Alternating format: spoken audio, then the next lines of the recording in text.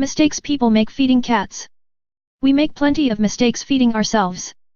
We eat too much sugar and salt, we eat too little, then too much.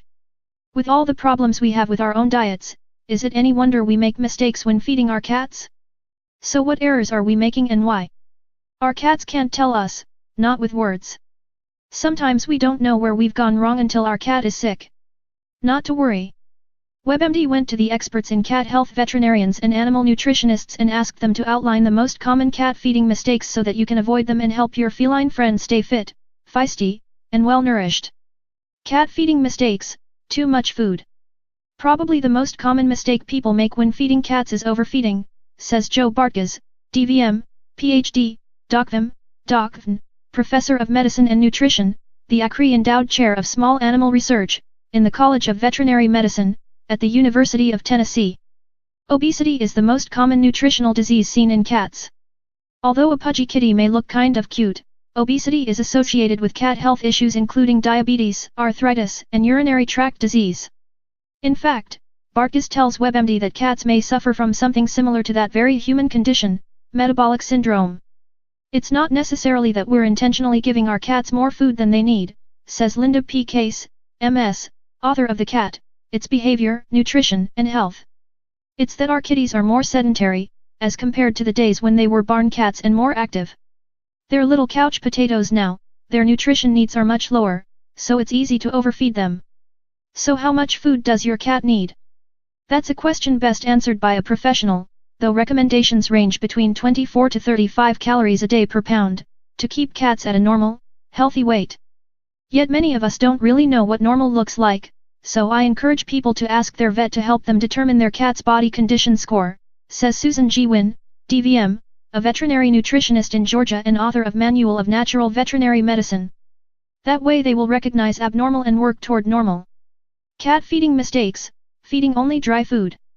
The biggest mistake people make is feeding cats dry food, says Lisa A. Pearson, DVM, a California veterinarian focused on feline medicine and nutrition, and creator of catinfo.org. As it turns out, today's domestic tabby evolved from desert-dwelling ancestors, a heritage that no doubt left our furry felines with their grace, hunting prowess, and low thirst drive. We know that a cat's sensitivity to thirst is blunted compared to a dog, Case says. They don't voluntarily drink water like a dog would. And because cats naturally produce highly concentrated urine, we're setting them up for urinary tract problems when their diet is low in liquids. When cats present with urinary tract problems, the recommendation is to get them on a water-rich diet, Pearson says. However, why are we closing the barn door after the horse is a mile down the road? Why not practice preventive nutrition by feeding them moisture-rich canned food before they end up with urinary tract problems? Cats are designed to get their water with their food, Pearson says. Although mice, a cat's normal food, are about 70% water, and canned food about 78%, dry food is between 5%–10% water. That's why canned food does a much better job of keeping your cat well hydrated, Pearson tells WebMD. Think of canned food as hosing down your cat's bladder several times a day. Cat feeding mistakes: offering too little water. Clearly water is vital, for cats as well as people. Essential to life, water accounts for 60% to 70% of an adult cat's body weight, say ASPCA experts. A serious water deficiency can have critical repercussions for pets, causing serious illness or death. Although wet foods can go far toward meeting your feline friend's water needs, cats should also have several sources of fresh water available through the house, say the pros. Pay attention to where the cat likes to be so that there's water there, Case suggests. And be aware that some cats prefer running water, others can detect the taste of chlorine in tap water, so you might want to buy bottled water for them. Here's a tasty tip to help encourage your cat to drink more, offered in the Veterinarian's Guide to Natural Remedies for Cats. Locate a couple leaves of fresh catnip. Fill a bowl with water and crush the leaves under the water. Sit back and watch susceptible kitties go wild. Cat feeding mistakes: adding garlic for tapeworms. Some of us have seen those strange wiggly white segments near our cat's posterior. About the size of rice grains, those segments belong to a tapeworm that's taken residence in your cat's small intestine. Some believe the best home remedy to foil these squirmy parasites is fresh, pungent garlic added to kitties' chow. This is one of the biggest misconceptions around, Bartges tells WebMD. There is no proof that garlic prevents any parasitic infestation, including intestinal worms or fleas. On top of that, if given in too high of a dose, garlic can destroy a cat's red blood cells. The most common parasite found inside adult cats, tapeworms, are usually caused by kitties swallowing a flea. Although tapeworms aren't life-threatening, they can lead to weight loss, vomiting, abdominal discomfort, and other issues if left untreated. So why garlic to the rescue? I believe the origin of this is that people thought garlic prevents fleas, Case says. But feeding your cat garlic doesn't prevent fleas or prevent tapeworms.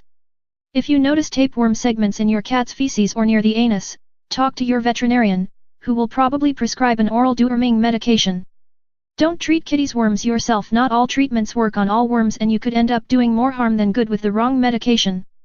Cat feeding mistakes: going vegetarian or vegan. According to some vets, another up-and-coming mistake made when feeding cats is trying to make cats vegetarians or vegans.